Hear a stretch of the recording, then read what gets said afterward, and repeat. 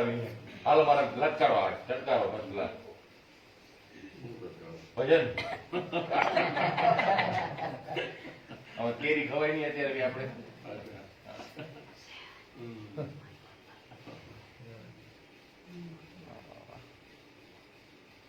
मन लोभी मन लालची मन चंचल मन चोर मत के मन के मते न चालिए मन भरा मीठो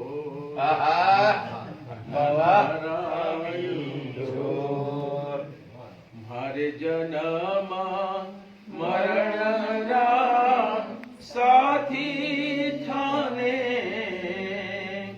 नहीं बिसरूं दिन राती हारे जन्म मरण साथी थाने नहीं बिसरूं दिन राती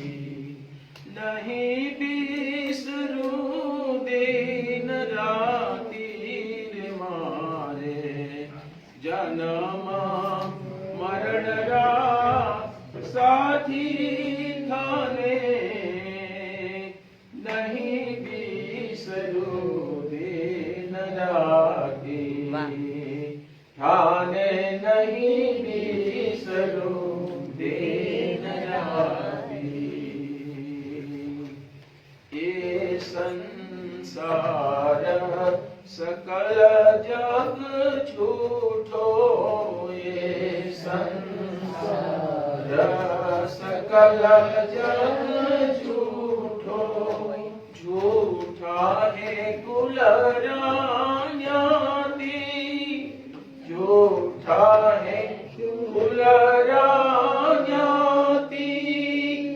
दो कर जोड़ी में विनती करूं दो कारण जोड़ी में विनती करूं सुन लीजो मारी बाती रे मारे सुन लीजो मारी बाती रे मारे जन्म मरण साथी थाने नहीं बिसरूं दिन राती हारे जन्म मरण साथी थाने नहीं बिसरूं दिन राती ये मन मेरो बड़ो है हरामी बड़ो है हरामी जो माधमा तू हाथी जो माधमा तू हाथी सदगुरु हाथ धरो सिर पर सदगुरु हाथ धरो सिर पर आकुश दे समझाती रे मारे जन्म मरण साथी थाने नहीं बिसरूं दिन राती मारे जन्म मरण साथी थाने नहीं बिसरूं दिन राती पल पल पियो का रूप में निरखूं पल पल पियो जी का रूप में निरखूं निरख जस गाती निरख जस गाती मीरा प्रभु गिरधर के शरण में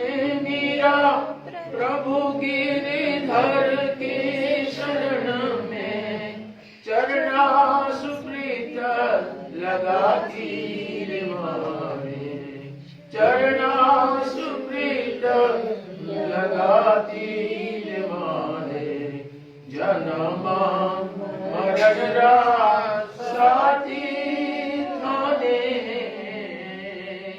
नहीं बिसरू दिन राती हारे जनमा ये मरणरा साथी थाने नहीं बिसरू दिन राती नहीं बिसरू दिन राती सरुदेव मजा बाजू बच्चे सुंदर भजन है एक मन के ऊपर बड़ा सुंदर है। भगवान को मन मंदिर में बसा लेंगे तो ये सारी झंझट समाप्त हो जाती है। सुंदर भजन छोटा सा है। मन मंदिर में घनश्याम तुम्हें मन मंदिर में घनश्याम आगे आ जाओ थोड़ा आगे आ जाओ पीछे वालों आगे आ जाओ भाई घनश्याम तुम्हें मन मंदिर में घनश्याम तुम्हें बसते हो आठों याम तुम्हें बसते हो आठों याम तुम्हें बसते हो आठों याम तुम्हें बसते हो आठों याम तुम्हें मन मंदिर में घनश्याम तुम्हें मन मंदिर में घनश्याम तुम्हें तुम चंद्र गगन हम चंद्र किरण तुम चंद्र गगन हम चंद्र किरण तुम चंद्र गगन हम चंद्र किरण तुम चंद्र गगन हम चंद्र किरण तुम दीप शिखा हम ज्योति तेरी तुम दीप शिखा हम ज्योति तेरी तुम दीप शिखा हम ज्योति तेरी तुम दीप शिखा हम ज्योति तेरी तुम नाथ मेरे हम दास तेरे तुम नाथ मेरे हम दास तेरे तुम नाथ मेरे हम दास तेरे तुम नाथ मेरे हम दास तेरे तुम और नहीं हम और नहीं तुम और नहीं हम और नहीं तुम और नहीं हम और नहीं तुम और नहीं हम और नहीं मन मंदिर में घनश्याम तुम्हें मन मंदिर में घनश्याम तुम्हें बसते हो आठों याम तुम्हें बसते हो आठों याम तुम्हें मन मंदिर में घनश्याम तुम्हें मन मंदिर में घनश्याम तुम्हें हर सांस में तेरा वास प्रभु हर सांस में तेरा वास प्रभु हर सांस में तेरा वास प्रभु हर सांस में तेरा वास प्रभु हर दिल में तेरी आस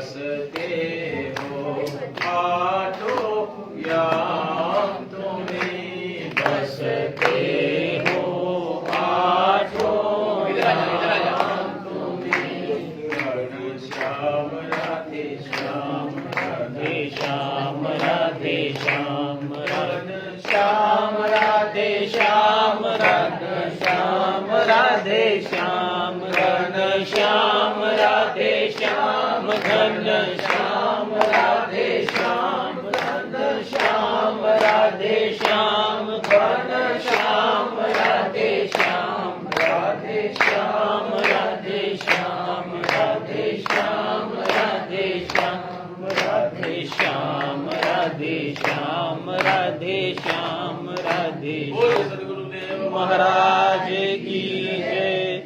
प्रार्थना कर लेते हैं बाद में, प्रार्थना कर लेते पहले।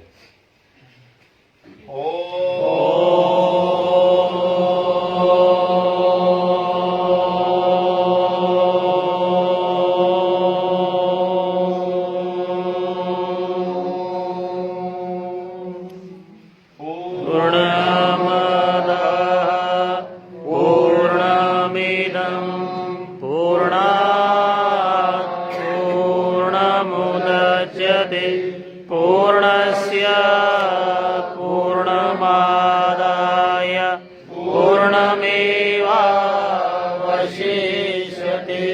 ॐ शान्तिः शान्तिः शान्तिः।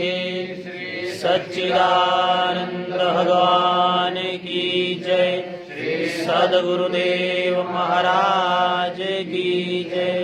गुरुर्ब्रह्मा गुरुर्विष्णु गुरुर्देवो महेश्वर गुरुर्साक्षात् परब्रह्म तस्मै श्री गुरवे नमः।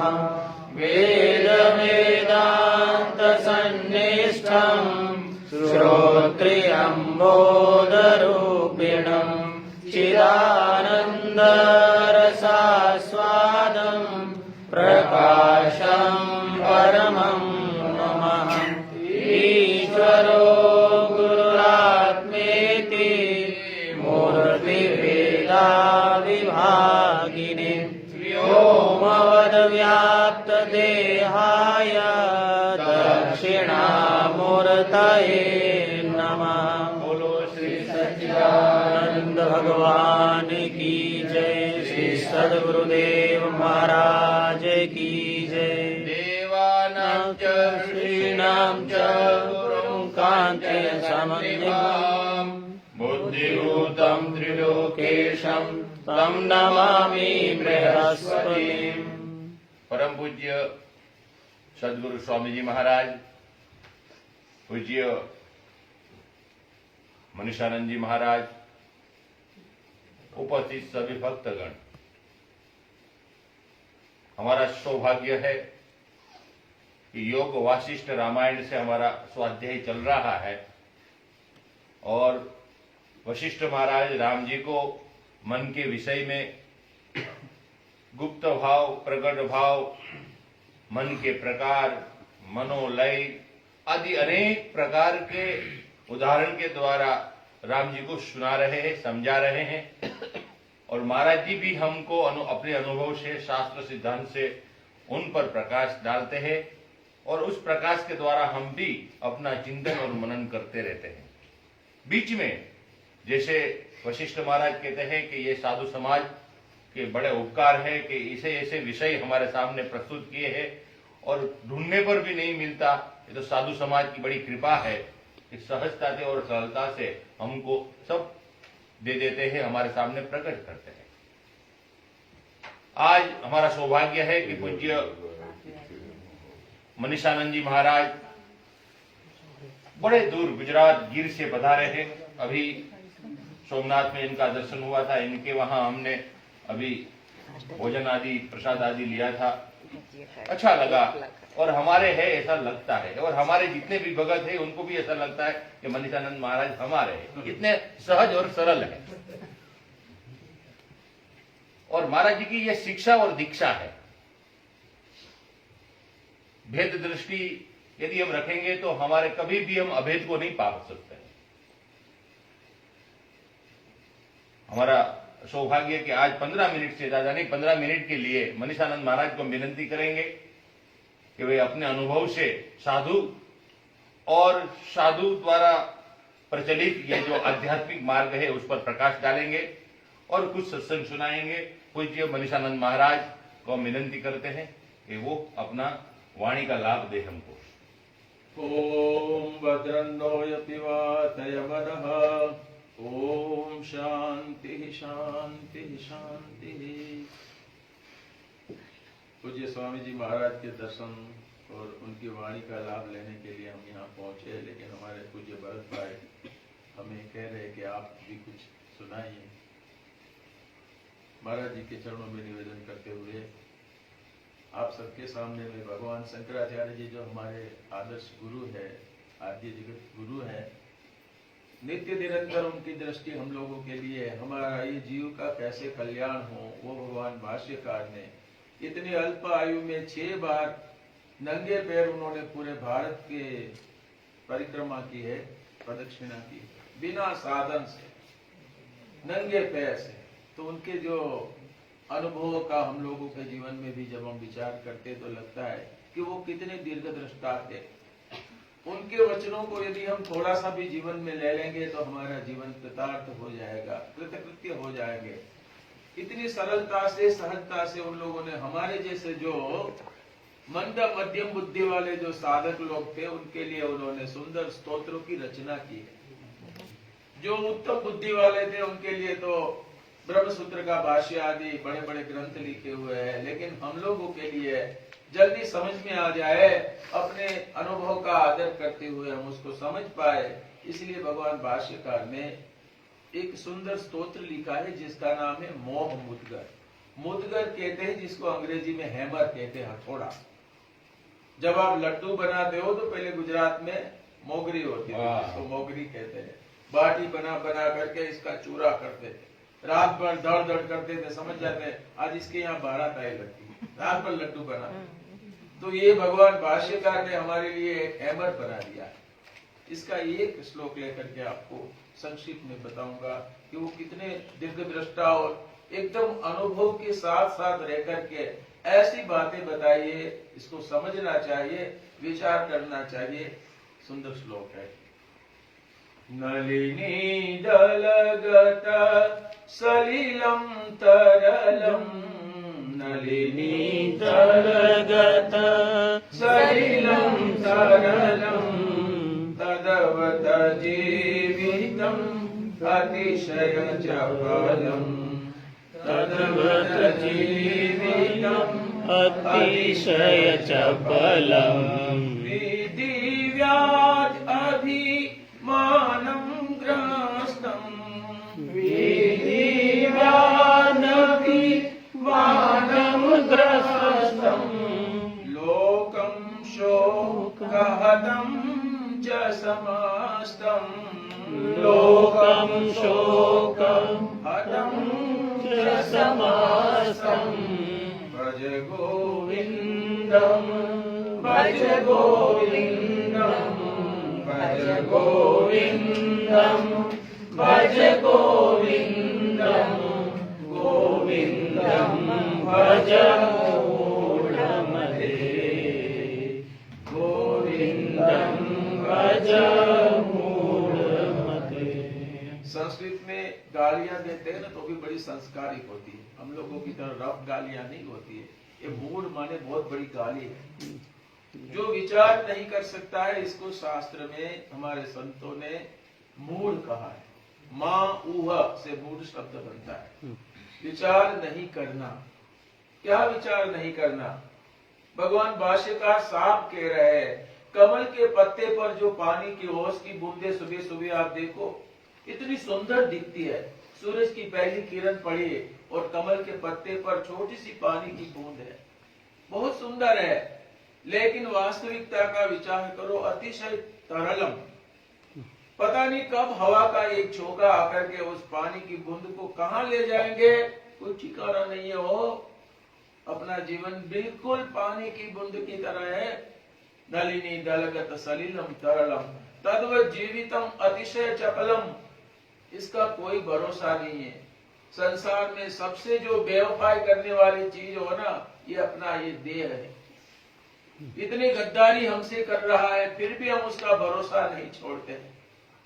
बार बार हमको धोखा दे रहा है। जो कोई हमारी बात नहीं मानता है ना, तो ये अपना ये जो शरीर है ना, कभी भी हमारी बात इसने नहीं मानी है।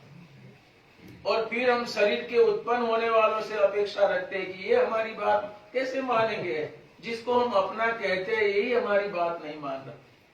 लाख कोशिश करते हैं, गोडे ठीक करते हैं तो यहाँ कंधे दुखने लग जाते हैं, कंधे ठीक करते हैं तो दिमाग घूमने लग जाता है। एक के बाद एक देखो, रोज इसको काले बनाओ, दूसरे दिन ठूठ निकलते हैं, कभी भी नहीं मानता है। इतनी यहाँ पर बिल्कुल ये वास्तविकता है, लेकिन हम लोग मूढ़ है, इसलिए विचार नहीं कर पाते। अविनाशी की दिशा में हम जाने के लिए बिल्कुल कोशिश नहीं, जबकि हम चाहते हैं अविनाशी को। आप जब कपड़ा लेने जाते हो ना, पुराने लोग तो पहले इसको ऐसे ऐसे करेंगे, सूरज की धूप में ले जाएंगे, फिर वहां देखेंगे ऐसे ऐसे। क्यों? हमको कोई ऐसा कपड़ा न दे जो जल्दी फट जाए हो। एक पानी का मटका भी आप 5 बार बजाते हो, क्यों?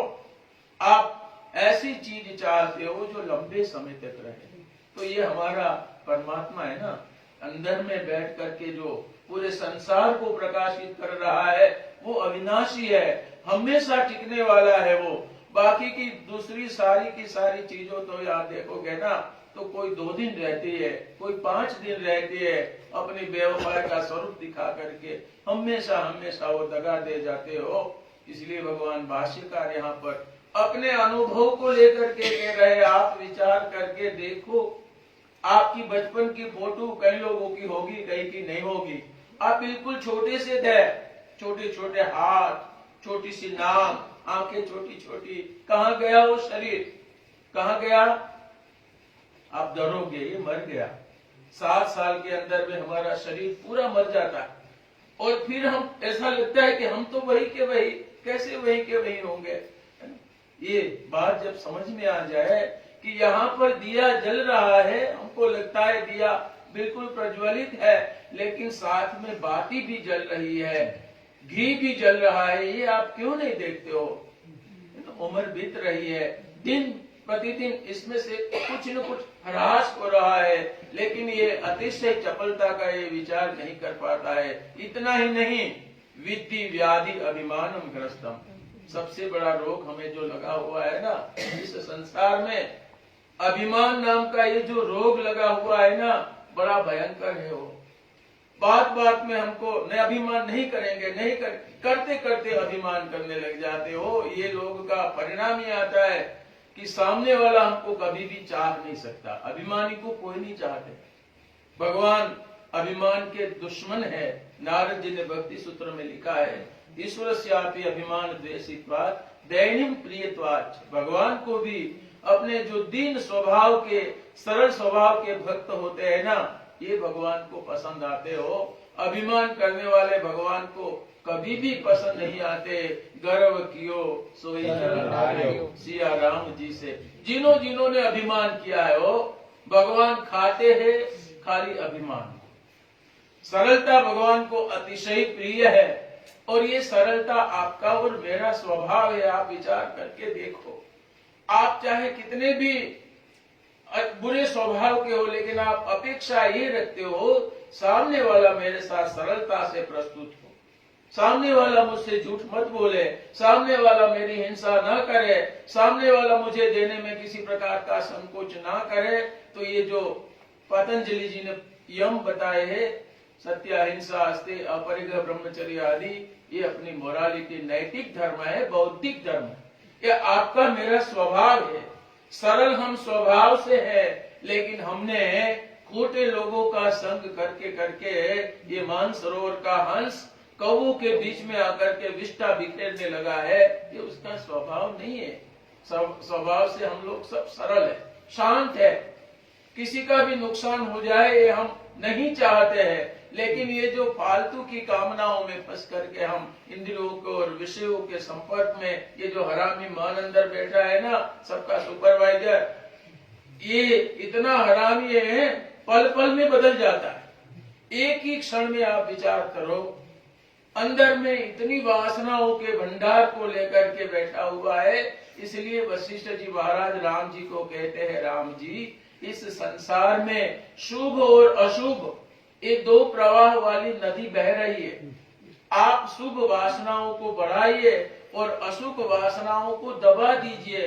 वासनाओं का सर्वथा नाश तो ब्रह्म ज्ञान से होता है, लेकिन आपकी शुभ वासना इतनी बढ़ जाए कि मन में अशुभ वासनाएं होंगी तो भी उसको ऊपर उठने का मौका नहीं मिलेगा। आप लोग सब समझदार हो। जब तक यहाँ सत्संग में बैठोगे, आपको कोई व्यसन भी होगा तो आप उतनी देर तक व्यसन से अपने आप को बचा पाओगे, क्योंकि ये शुभ वासनाएं, जितनी शुभ वासनाएं बढ़ेगी, अशुभ वासनाएं अंदर में रहेगी, लेकिन उसको मौका नहीं मिलेगा। जो लोग किसी प्रकार के व्यसन वाले नहीं है, उनके साथ आप रहना शुरू कर दो, तो आपको यदि खाने पीने की आदत भी होगी तो आपको संकोच होगा। आप विचार करोगे ये लोग नहीं चाहते, तो आप नहीं करोगे। धीरे धीरे ये अशुभ वासनाएं होती है ना, वो दब जाती है। क्योंकि हम अंततोगत्वा तो हम सब अंदर से अच्छे हैं, सब भगवान के पुत्र हैं, लेकिन ये झूठे हमारा जो ये कार्यकरण का संगार, जो कभी भी हमको साथ देने वाला नहीं है, उनमें जो खराबियां हैं उसको दूर कर दो, तो यही संसार हमारे लिए नंदन वन बन जाता है। इसलिए भगवान भाष्यकार ने यहाँ शरीर की नश्वरता, संसार की नश्वरता, इसके साथ साथ अभिमान और रोग, दुनिया भर के रोग है यहाँ पर। खास करके ये मन के जो रोग है ना, इसका कोई निदान डॉक्टर के पास भी नहीं है। डॉक्टर भी तन को ठीक थोड़ा कर सकता है, लेकिन मन की बीमारियों को एक ही ठीक कर सकते हैं, सदगुरु और शास्त्र। ये मन के सबसे बड़े डॉक्टर है सदगुरु, और सदगुरु भी शास्त्र की सन्निधि में रह करके अपने अनुभव से, अपने मनोमंथन से इन्होंने इतनी मेहनत की होती है कि हमारे मनोरोग को दूर करने में वो सामर्थ्य वाले होते हैं। इसीलिए सत्संग को हमेशा पहला स्थान दीजिए। गोविंद का भजन करिए, गोविंद का भजन करिए, क्योंकि नहीं तो ये जो हमारी दूसरी विद्याएं मृत्यु से हमको बचाने वाली नहीं है। ओ भाई, अजात जो अपना स्वरूप है उसको याद करके, अजातम नेव गृह्णाति कुरु यत्नम अजन्मनि। हमारे आचार्य लोग कहते हैं, मौत से डरते हो तो क्या यमराज बचा देंगे? नहीं बचा देंगे, लेकिन अजातम नेव गृह्णाति, अजात जो अपना स्वरूप है सच्चिदानंद, उसको जान लो। उसको जान लोगे तो यमराज भी आपके पास कभी नहीं आ सकते। ऐसी अभिलाषा के साथ में अपने शब्दों को महाराज जी के चरणों में समर्पित करता हूँ। ओम तत्सत, ओम तत्सत। पूज्य मनीषानंद महाराज ने अपने अनुभव से और सहजता से और सरलता से जो भाव प्रकट करे, भाव के अनुसार जो बूंद है उनको शास्त्र में बहुत जगह पर वर्णित किया गया है। कई जगह पर भरतहरि महाराज ने उस बूंद को देखा तो उन्होंने अपने अलग ढंग से उनका वर्णन कर दिया। शंकराचार्य महाराज ने देखा तो उनका अलग वर्णन कर दिया, लेकिन सबका सार एक ही है। सुबह महाराज जी कल परसों सुना रहे थे कि कोई भी हो, कोई भी बिरादरी हो, कोई भी धर्म है, लेकिन जब वो आत्मा को जानता है, आत्मा को जानने की योग्य बन जाता है और जान लिया है, तब सब सयाने एक मत, सब एक हो जाते हैं। श्लोक तो अभी मुझे याद नहीं आ रहा है, लेकिन वो बूंद के बारे में मुझे याद आ रहा है कि वो जल का बूंद है, वो कमल के पत्र पर तो हार की माला बन जाती है, और तपे हुए तवे पर वो बूंद, वही बूंद है, वो जो गिरेगी तब वो भाप बनकर नष्ट हो जाती है। और वही बूंद यदि चातक के पक्षी में गिर जाएगी तो वही मोती बन जाता है। किसका संग क्या है, वो बूंद के आधार से संग की वर्णन भर्तृहरि महाराज ने किया है। और बहुत अच्छा लगा महाराज जी का। याद आया श्लोक? हाँ, वो श्लोक तो मुझे भी याद नहीं है, लेकिन भाव याद आ गया। वो ऐसा है। लेकिन महाराज जी का एक मुझे बहुत अच्छा ये लगता है कि बड़े सरलता से और शब्द की जो उनकी बोलने की कला है उनको वो अच्छा नहीं लगता और विशेषण, लेकिन मेरा स्वभाव विशेषण वाला है और विशेषण वाला स्वभाव कभी जाता नहीं है। लेकिन महाराज जी ने मुझे बहुत समय पहले सुनाया था एक श्लोक कि हमेशा ये श्लोक जिंदगी में याद रखोगे। आज 26 साल पहले ये श्लोक मैंने सुनाया था सुबह, आज मुझे याद आ रहा है। तो 26 साल पहले वो श्लोक वो हमेशा मैं बोलता रहा, मेरे गुरुजी को भी पसंद था, मेरे जो विद्या गुरु थे उनको भी पसंद था। वो श्लोक के आधार से आज हमारा सत्संग, महाराज जी को बहुत प्रश्न पूछेंगे, लेकिन वो श्लोक बहुत अच्छा था, वो बोल के हम आगे बढ़ेंगे। बल्कि वो तो याद रखना चाहिए। आयुर्नाश्यति पश्यतां प्रतिदिनं याति क्षयं यौवना प्रत्यायान्ति गता पुनर्न दिवसा कालो जगत्पक्षगः लक्ष्मी तोयतरंग भंग चपला वेद्योच्चलां जीवितां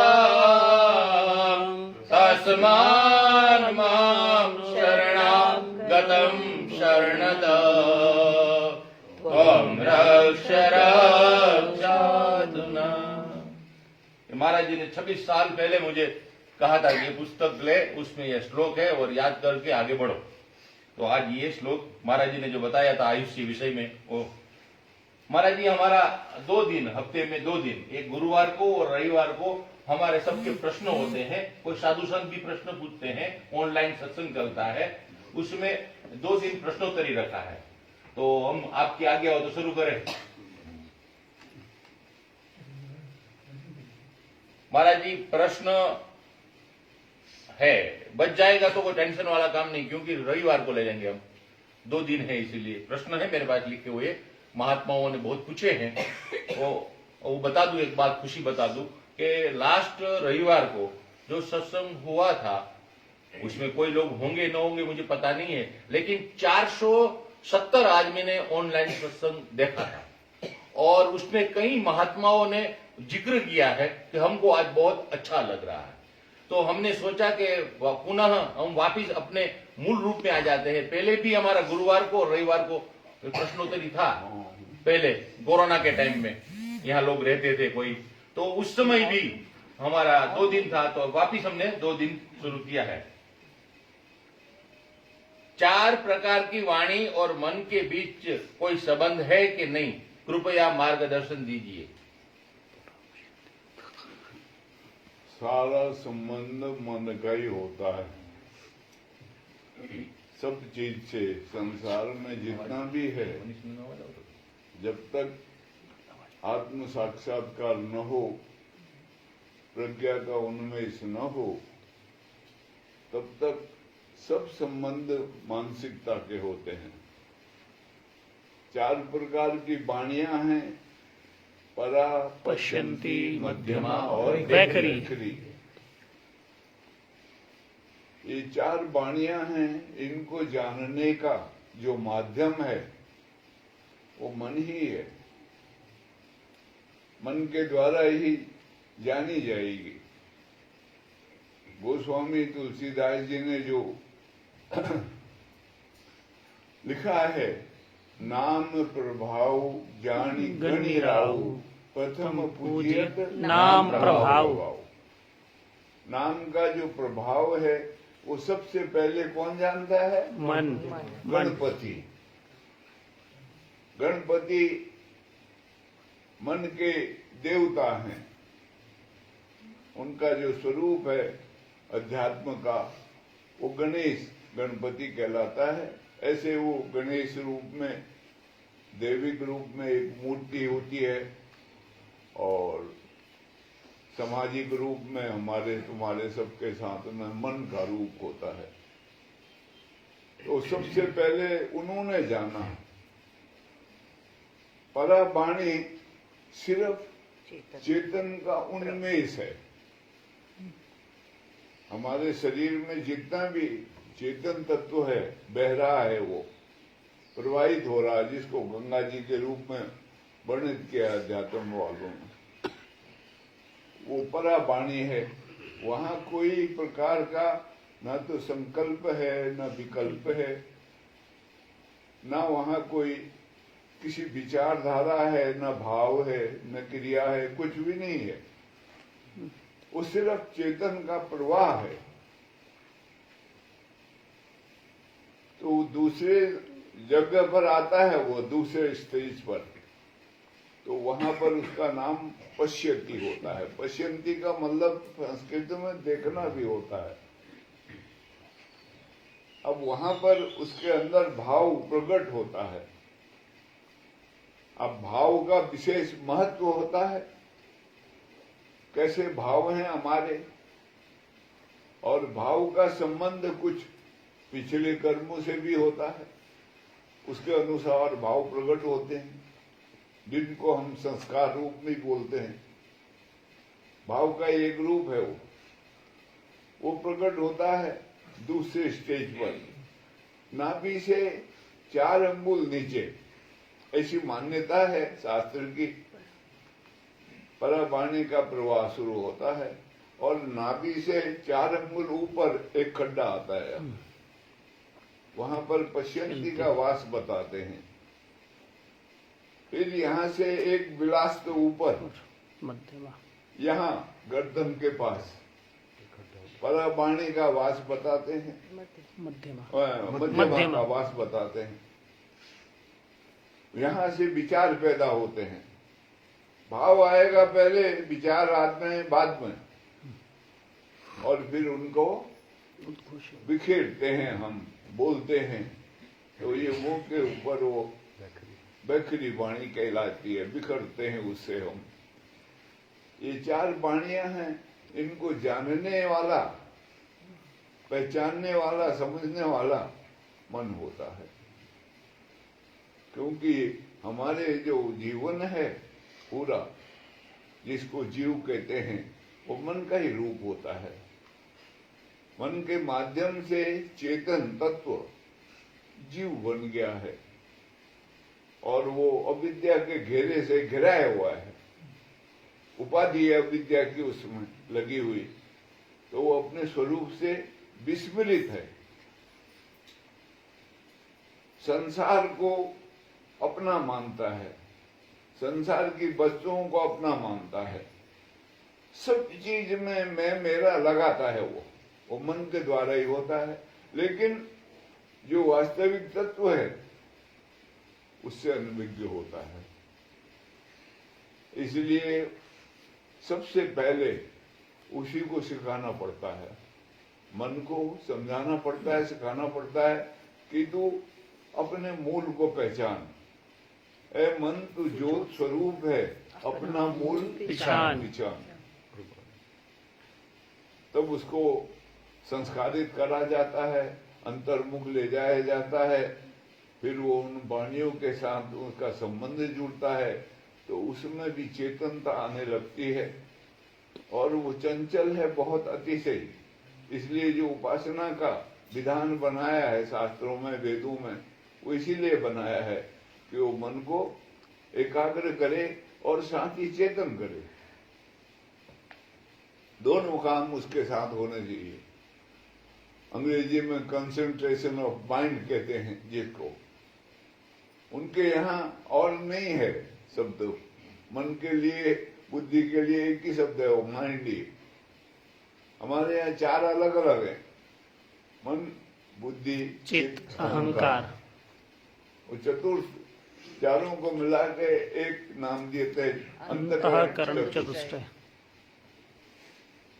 उनके गुण धर्म अलग अलग हैं, वो करते हैं अपना कार्य। तो इस प्रकार मन का संबंध है बहुत गहरा। इस मन को ही हमने शिक्षण देना है। ये मन के बसीभूत होकर हम संसार में दौड़ रहे, विचरण कर रहे, हाय तौबा मचा रहे, सुख दुख आदि सब इसी के द्वारा भोगे जा रहे। कोई देता नहीं है, हम ही हैं अपने लिए बुला लेते हैं, ना समझी से, अज्ञानता से। तो वो फिर मन के द्वारा ही सब कुछ होता है। तो इसलिए मन का गहरा संबंध है। मन से ही मनुष्य हैं हम। मन एवं मनुष्यानाम कारणम बंधमोक्षयो। हम में ही पैदा होता है मन। वो वेदांत की एक दूसरी फिलॉसफी है, उसमें अन्नमय और प्राणमय कोष के बाद विकसित होता है मनोमय कोष। प्रकृति के द्वारा विकसित होता है, उसी को महामाया कहते हैं। उसके द्वारा विकसित होता है तो हमको मनुष्य का चोला मिलता है। हम दो पैर वाले जानवर हो जाते हैं और थोड़ा बहुत सोच विचार उत्पन्न होने लगता है। लेकिन कई जन्मों के बाद संसार की थोड़ी सी शिक्षा, यहाँ का वातावरण आदि में पलते पलते पलते हमको थोड़ी होश आने लगती है तो विकसित होते हैं अंदर से। उसमें एक और एक कोष होता है जिसको कहते हैं विज्ञानमय कोष। उसके लिए थोड़ी सांसारिक पढ़ाई भी होती है, लेकिन आध्यात्मिक साधना विशेष करके महत्व रखती है। एक दिन वो वहाँ गोवर्धन पीठ के शंकराचार्य महाराज का प्रवचन चल रहा था। वो बोल रहे थे कि भिलकुटी में जो ध्यान करना है, इसके द्वारा विज्ञानमय कोष विकसित होता है, प्रकट होता है। उसके अलावा कोई दूसरा मार्ग नहीं है। वो ठीक बात है, मेरे को अच्छी लगी। मैंने कहा अच्छी बात है और ये सही बात है। तो वो धीरे धीरे संसारिक पढ़ाई लिखाई भी उसमें थोड़ा मदद करती है, सहयोग करती है। लेकिन उससे जो हमारा आत्मविज्ञान का रूप है वो विकसित नहीं होता पूरा। संसार में बहुत कुछ विकसित हो जाता है जड़ तत्वों में, लेकिन चेतन में उसका विकास नहीं हो पाता। तो वो उसके लिए फिर प्रयास करना पड़ता है, हमको साधनाएं करनी पड़ती हैं। ऋषि मुनियों ने खोज करी हुई है और उसके वो निकाले हैं तरीके। बहुत से उपाय वर्णन आता है शास्त्रों में। तो वो फिर आगे आनंदमय कोष प्रकट होकर के जीवन का जो यात्रा है हमारी ये शरीर की, ये पूरी होती है।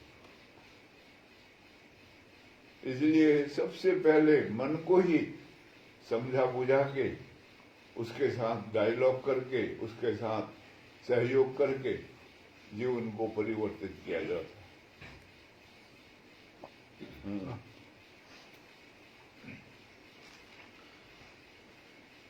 आज एक बात खास दोहरा देते हैं कि भारत के सपूत वीर राणा प्रताप महाराज की आज जन्म जयंती है, उसकी छुट्टी भी है और उनके जीवन पर लिखी हुई एक किताब है जिसका नाम है प्रताप विजय।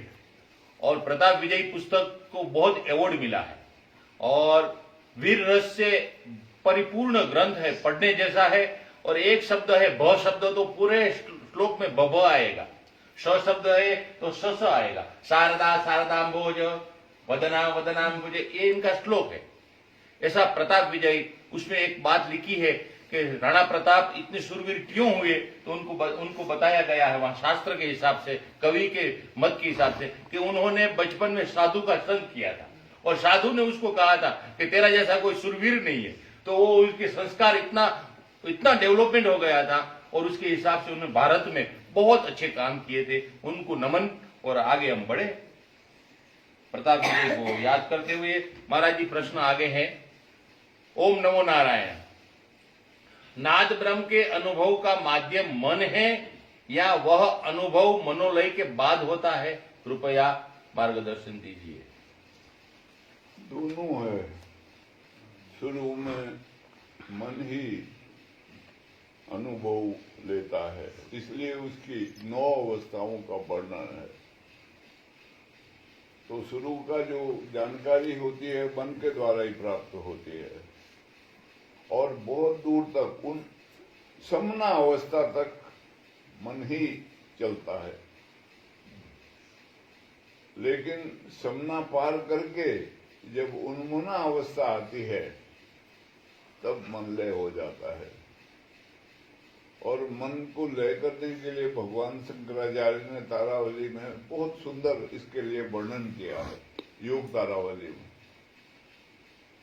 और उन्होंने कहा दूसरा माध्यम कोई नहीं है, इसके द्वारा ही मन लय होगा। और दूसरी बात क्या है, जो हमारे ऋषि मुनि हैं, संतगण हैं, पूजनीय पहले के, उन्होंने ऐसा सोचा है कि जिस मन के द्वारा संसार का चिंतन किया है, राग द्वेष फैलाया है, भय तृष्णा में लगे हैं, घृणा आदि जिस मन के अंदर भाव भरे हैं, उस मन के द्वारा भगवत दर्शन नहीं हो पाएंगे।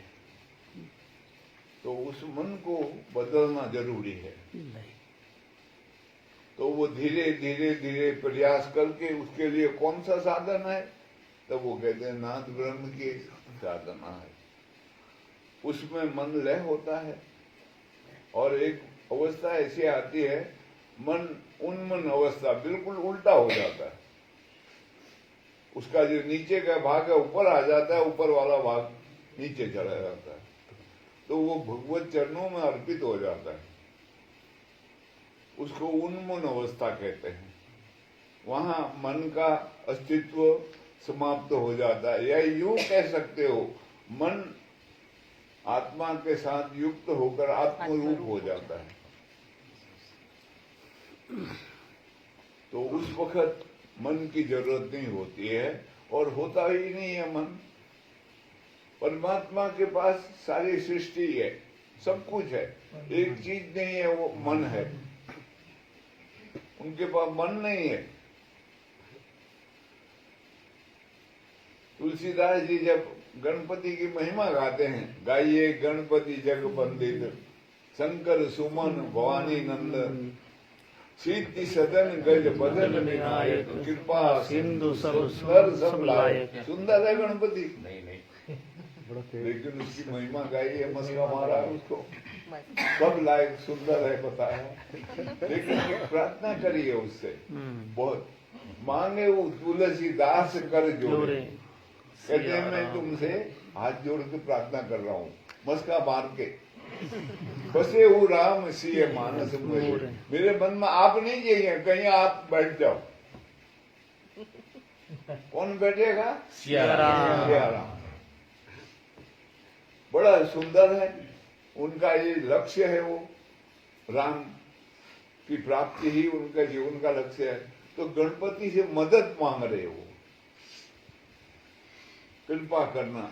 आप हम भी चाहें तो मदद मांग सकते हैं, अपने मन के समझा के बुझा के, उसके साथ डायलॉग करके कि मैंने भगवान की शरणों में अर्पित करना है तुमको, और तुमको भगवत रूप बनाना है।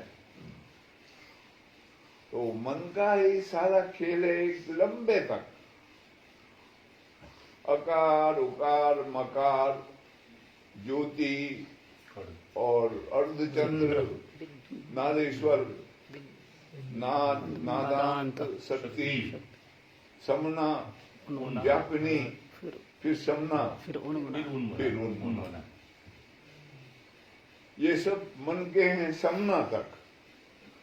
और उन्मुना में मनोलय भक्त जो है अपना मन भगवान की चरणों में अर्पित कर देता है, भक्त हो जाता है अमन, और भगवान होते हैं समन। भक्त भगवान का मन हो जाता है, और भगवान भक्त के अंदर विराजमान हो जाते हैं।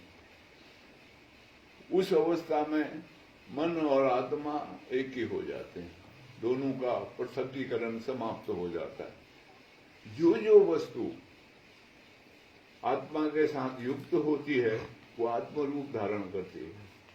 मन हो जाएगा, बुद्धि हो जाएगी, चित्त हो जाएगा। चित्त जब भगवान के चरणों में जाएगा, भगवत रूप हो जाएगा, तो वो विष्णु का रूप बनेगा। बुद्धि जब भगवान समर्पण हो जाएगी तो ब्रह्मा हो जाएगी। अहंकार शिव जी। और मन भगवान के चरणों में समर्पित हो गया तो भगवान में उसमें कोई अंतर नहीं रहता। इसलिए वो स्वरूप बोला जाता है बार बार, ईश्वरो गुरु रामेति मूर्ति भेदा विभागिने व्योमद्व्याप्तदेहाय दक्षिणामूर्तये नमः। दक्षिण मूर्ति को नमस्कार कहा है। दक्षिण मूर्ति का मतलब भगवान शंकर को कहते हैं। और दक्षिण मूर्ति कौन है? जिसका ख्याल पॉजिटिव सकारात्मा की तरफ लगा हुआ है, जो परमात्मा की खोज में लगा हुआ है, वो दक्षिण मूर्ति है। हम सब कौन है? वाम। संसार में ख्याल दौड़ रहा है तो वाम मूर्ति है। अगर हम उल्टे मार्ग में चले जाएं, सीधी तरफ दक्षिण तरफ, तो दक्षिण मार्गी हो जाते हैं। और दक्षिण मार्गी का मतलब भगवत तत्व को जानने के लिए दो रूप होते हैं, एक नकारात्मक, एक सकारात्मक। संसार कभी किसी के हाथ नहीं आया, कभी आएगा भी नहीं। हम जो मर्जी कोशिश कर रहे हैं, क्योंकि ये भगवान का है, उन्हीं का रहेगा, हमारा कभी हो नहीं सकता। हम यहाँ रहें आराम से, खूब इसका उपभोग करें सब कुछ, लेकिन इसको अपना न बनाएं, तब मार खाएंगे हम दूसरे की वस्तु को अपना बनाने की वजह से। तो अगर हमारा मुंह दक्षिण की तरफ है तो हमारा धीरे धीरे धीरे, आज नहीं तो कल, उस मार्ग में चलकर हम ये बहुत से जो मंत्र आदि हैं, इनका तात्पर्य ये होता है, जैसे प्रचोदयात कहा है गायत्री मंत्र के आखिर में, मेरी बुद्धि तेरे से प्रेरित होगी, तू चलाएगा, उस मार्ग में ले जाएगा। ज्ञानेश्वर महाराज का एक वचन है, देवाची द्वारी उभा क्षणी भरी, तामे मुक्ति चारू साधियाला, हरिमुख माणा, हरिमुख माणा, पुण्य की गणना कौन करे। मराठी भाषा में है, लेकिन बहुत अच्छा है। भगवान के दरवाजे पर खड़े हो जाओ, कहते हैं एक क्षण के लिए भी चारों प्रकार की मुक्तियां प्राप्त होंगी। और हरिमुख हो जाओ, भगवान की तरफ मुंह कर लो, पुण्य का कोई हिसाब ही नहीं। पुण्य की गणना कौन करे, कितने पुण्य मिलेंगे। संसार के पुण्य कमाने की जरूरत नहीं, हरिमुख होने की जरूरत। तो यहाँ मन को उन्मन तक ले जाना है, तब मन से संबंध छूटेगा और मन आत्मरूप हो जाएगा और हर वस्तु की इच्छा मात्र से प्राप्ति होगी।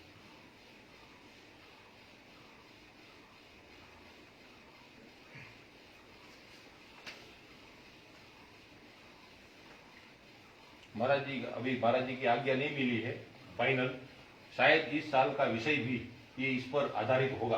अभी पाका नहीं किया है और आप उसमें बहुत मदद करेंगे हमको। ओम नमो नारायण। मैंने महाराज जी को कहा कि आप हमको मदद करना, और इस साल का शायद विषय भी ये रहेगा। अभी महाराज जी से फाइनल नहीं हुआ है, दक्षिणामूर्तये नमः इतना ही रखना है। ये एक मेरा महाराज जी को निवेदन, और महाराज जी ने मुझे सजेशन किया कि इस पर विचार किया जाए तो ठीक रहेगा। तो महाराज जी की आज्ञा है, तो इस पर ये कहाँ से आया है सब आप मुझे थोड़ा इसमें हेल्प करेंगे। ओम नमो नारायण। महाराज जी, आपका सत्संग शुरू हुआ और हमारी साधना भी शुरू हो गई। अभी हम यात्रा में, चार धाम यात्रा में विचरण कर रहे हैं। जहां जहां नेट आता है वहां वहां हम आपके सत्संग के द्वारा खुश हो जाते हैं। और आपने सत्संग में चिंतन के विषय में बहुत कुछ गहराई से सुनाया है। मेरा भी प्रश्न इसी विषय से संबंधित है। पूज्य महाराज जी, साधन व चिंतन एक दूसरे के पूरक है, तो क्या चिंतन की गहराई से साधक की साधना में रुचि बढ़ती है, या फिर साधना के बढ़ने से चिंतन गहराई में उतरता है? मार्गदर्शन देने की कृपा करें। दोनों एक दूसरे के पूरक हैं। हमारे सबसे पुरानी निष्ठाएं दो हैं, सांख्य, एक योग है और एक सांख्य है। गीता का दूसरा अध्याय सांख्य योग नाम से वर्णित है।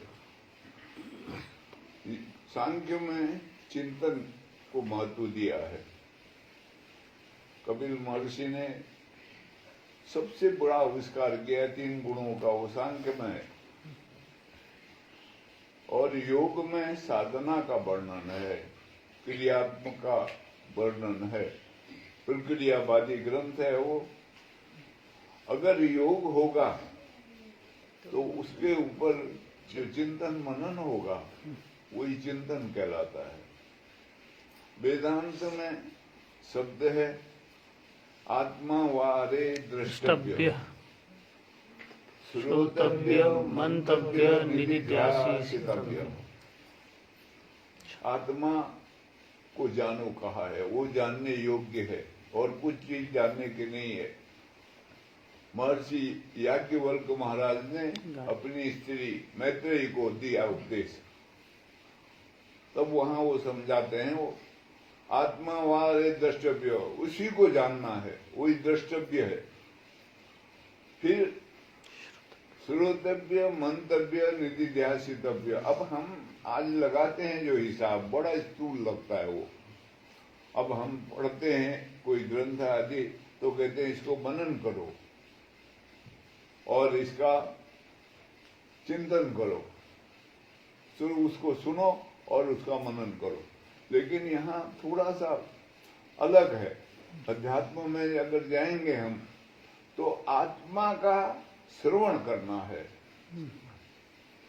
आत्मा का मनन करना है और आत्म रूप होकर के रहना है, वो निधिध्यासन कहलाता है। अब एक बार हम वहां गए हुए थे, भरूच वहाँ स्वामी जी महाराज थे, सिद्ध रूपानंद जी, वो उनके शिष्य हैं दयानंद जी के। दयानंद जी चिन्मयानंद जी के शिष्य हैं। उनका बड़ा प्रचार रहा है विदेशों में भी और यहाँ भी काफी रहा है। वो हरिद्वार में आश्रम है, बड़ा आश्रम है ओली तरफ।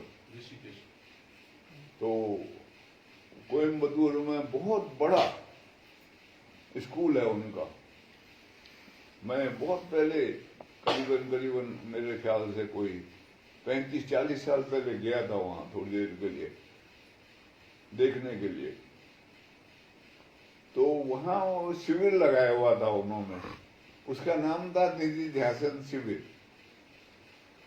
अब वो सुना रहे थे वेदांत की बातें, उन्होंने पुस्तकें भी लिखी हैं, गुजराती में है ज्यादा वेदांत के ऊपर। तो महात्मा तो बड़े विद्वान हैं, वो जानकार हैं अच्छे। वहां पर बहुत बड़ा स्थान है, मनन नाम है स्थान का। तो निधिध्यासन क्या होता है? अब बहुत स्थूल रूप से तो हम वो जो श्रवण मनन है उसके बाद जो होता है तीसरा स्थान आता है निधिध्यासन का, उसको समझ लिया तो कहते हैं निधिध्यासन हो गया। असल में निधिध्यासन का मतलब है आत्मा वाले द्रष्टव्य, श्रोतव्य, मंतव्य, निधिध्यासितव्य। आत्मा को जानना है, आत्मा को सुनना है, आत्मा का मनन करना है और फिर आत्म रूप हो जाना है। ये है वो पूरी जो वो है। अब हम स्थूल रूप से लेते हैं। अब आत्मा का सुनना कैसे सुनेंगे? तो पुस्तक पढ़ लेते हैं, वेदांत शास्त्र पढ़ लेते हैं या कोई और संत महात्मा की महापुरुषों की लिखी हुई पुस्तक है। ज्यादातर जो वो है ब्रह्मसूत्र आदि पढ़ते हैं, गीता, मनन, उपनिषद आदि, वेद आदि। अब ये क्या है? उन्होंने जिन्होंने आत्मा को जाना था, जो आत्म रूप हो गए थे, उन्होंने लिखा है। वो अक्षर है, उसको महत्व दिया है। अमूमन स्थूल रूप से ठीक भी है वो, लेकिन वो अगर गहराई में उतरेगा कोई तो वो सब को कोई लाभ नहीं हो पाएगा। हाँ, वो प्रेरणा दे, अगर कोई साधक वर्ग है उसको प्रेरणा के रूप में उसका इस्तेमाल करता है वो।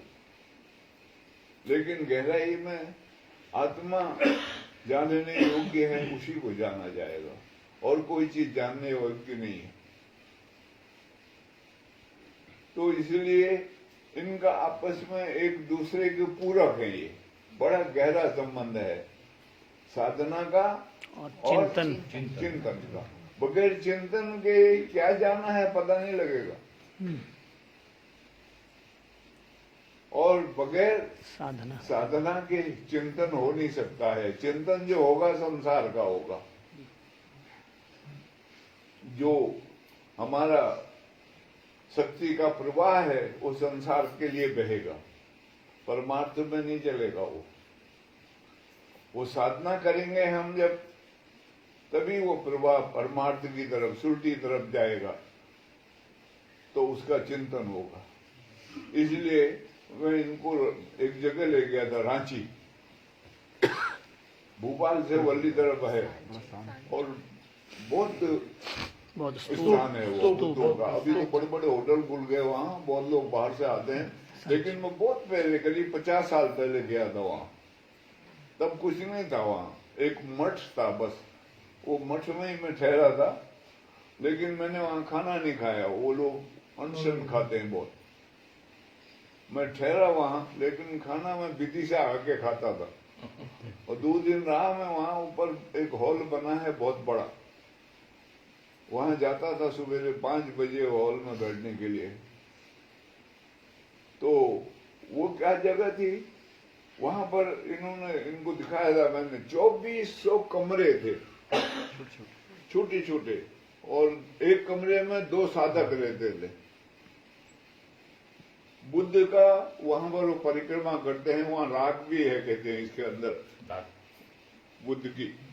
तो वो सुबेरे 4 बजे सब उठकर ध्यान में बैठते थे। फिर सबको आज्ञा थी 1 घंटा जाए, अकेला जाए, दुकेला नहीं, सिर्फ साथ में 2 नहीं, एक ही जना अकेला जाए, और जो किया है साधना उसके बारे में सोचता विचारता हुआ जाए, चिंतन करे। फिर 1 घंटा घूम को, उस टाइम तो जंगल रहा होगा, आज तो बहुत बड़ी बस्ती हो गई, वहां बड़े बड़े होटल बन गए और इनके मठ हैं बहुत बड़े। तो वो 1 घंटे के बाद वापिस आए। ये स्तूप है शेर का ऊपर बनाया हुआ, वो वहीं का है वो। फिर वो आके फिर बैठे वहां। वो हॉल जो अभी नया तैयार करा, टूट गया होगा वो, वहां गेट एक टूट गया था, वो अभी तक ठीक नहीं हुआ, पत्थर का बना हुआ है। तो वो फिर आके बैठे 1 घंटा। उसके बाद वो सुबह का जो नाश्ता पानी है वो होता होगा, तो वो करीब सूर्य उदय हो जाए उसके बाद में। तो वो 2 क्रियाएं होती थी वहां, एक तो साधना की, बैठने की, ध्यान भजन की, और एक फिर चिंतन मनन की, घूमने को अकेला जाए वो। इस सुबेरे के घूमने में भी अब वो हम जाते हैं शरीर को वो करने के लिए, दौड़ भाग लगाते हैं, लेकिन अगर खाली सैर करने जाए और उस वक्त वो चिंतन मनन हो, अगर उसने साधना करी है, तो जरूर निष्कर्ष निकले और हमारे जीवन को परिवर्तित करे। और जब तक चिंतन नहीं होगा, जीवन परिवर्तित नहीं होगा। साधना जितनी मर्जी कर ले, हो सकता है हमारे पास कोई सिद्धि शुद्धि हो जाए, लेकिन जीवन जो परिवर्तित होगा और जो समझ आएगी, विवेक की जागृति जो होगी, प्रज्ञा का जो उन्मेष होगा, वो मनन के द्वारा, चिंतन के द्वारा। तो इन दोनों का आपस में एक दूसरे के पूरक है वो, इसलिए दोनों अनादि निष्ठाएं मानी जाती हैं। जितना भी भक्ति शास्त्र है, ज्ञान शास्त्र है, वेदांत आदि है, सब ये दोनों से प्रकट हुए। दोनों निष्ठा अनादि है, योग की और सांख्य सांख्य की। सांख्य योग प्रथम। सांख्य चिंतन मनन में जोड़ देता है। सांख्य का मतलब संख्या भी होती है, 1 से लेके 25 तक।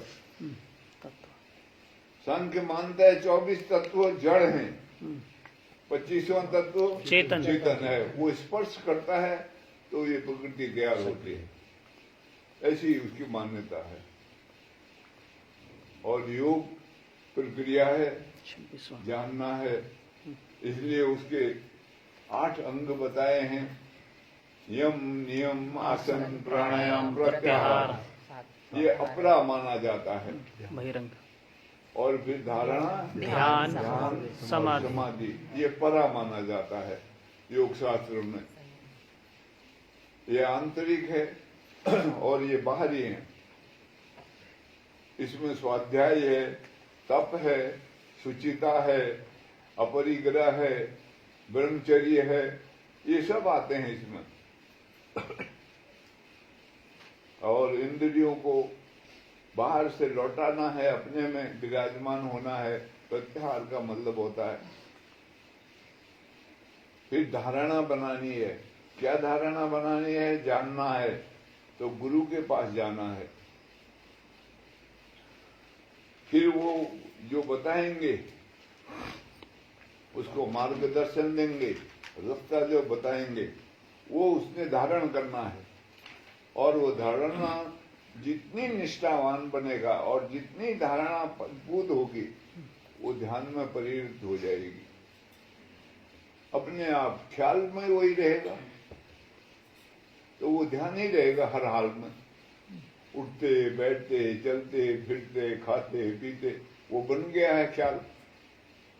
धारणा परिपक्व हो गई तो धारणा परिपक्व ध्यान बन जाती है।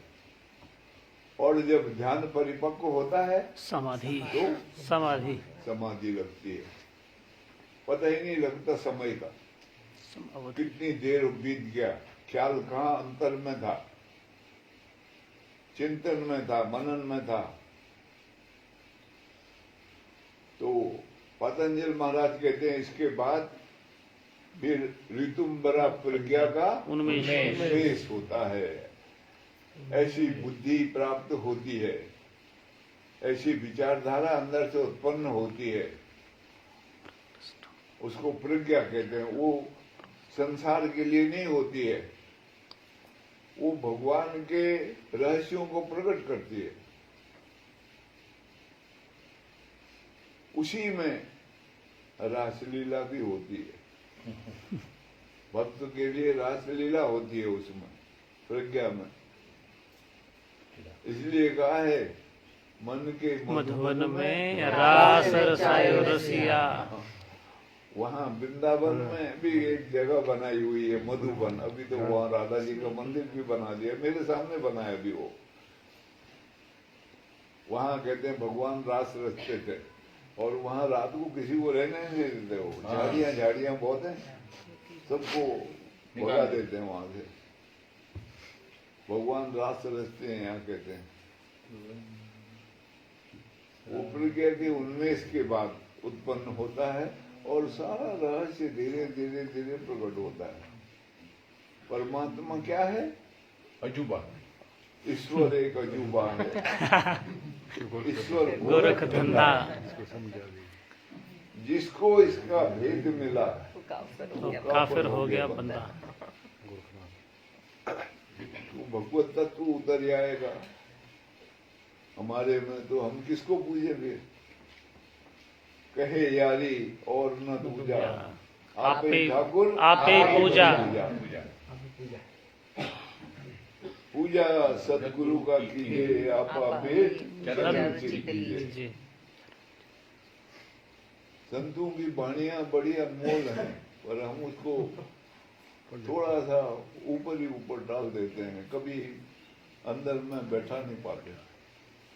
इसलिए कहा जाता है सत्संग में बैठना इतना मुश्किल नहीं है, जितना लेकिन सत्संग हमारे हमारे में बैठे ये बड़ा मुश्किल है।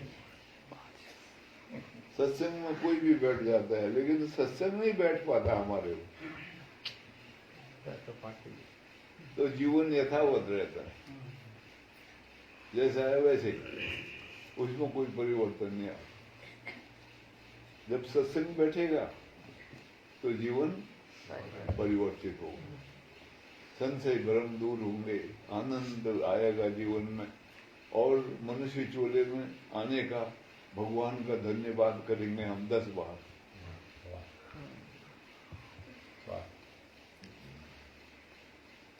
महाराज बस आज इतना ही रखते हैं। महाराज जी एक पंक्ति सुन लेते हैं, ये 3-4 दिन हमारे लिए आया है। आज मनीषानंद महाराज की शायद आएगा, तो ऐसा नहीं मैं बोलूं वो बोले, ऐसा नहीं है, शायद उनको क्योंकि याददाश्त अच्छी है तो ये 1-2 पंक्ति सुन के आज पूरा कर देते हैं। कि मधुबन में 2 पंक्ति आवश्यक ये ब्रज के नंदलाला, ब्रज के लाला, स्वामी जी गाते हैं इसको। स्वामी जी आवड़े छे। राधा जी के सांवरिया सब दुख ब्रज के ब्रज के नंदलाला, राधा जी के सांवरिया, सभी दुख दूर हुए जब तेरा नाम लिया। अब वो गला रह नहीं गया, चलेगा चलेगा। जब तेरे गोकुल में आया दुख भारी, एक इशारे से सारी विपदा टारी, उठ गया गोवर्धन जिसे तुमने थाम लिया, सब दूर हुए जब तेरा नाम लिया। मीरा पुकारे जब गिरधर गोपाला, ढल गया अमृत में विष का भरा प्याला, जिसे तू चाहे पिया। से उस कौन उससे जिसे तूने थाम लिया। चलो अगला। मन के मधुवन में એનું આગળ છે ઉભા રે બાર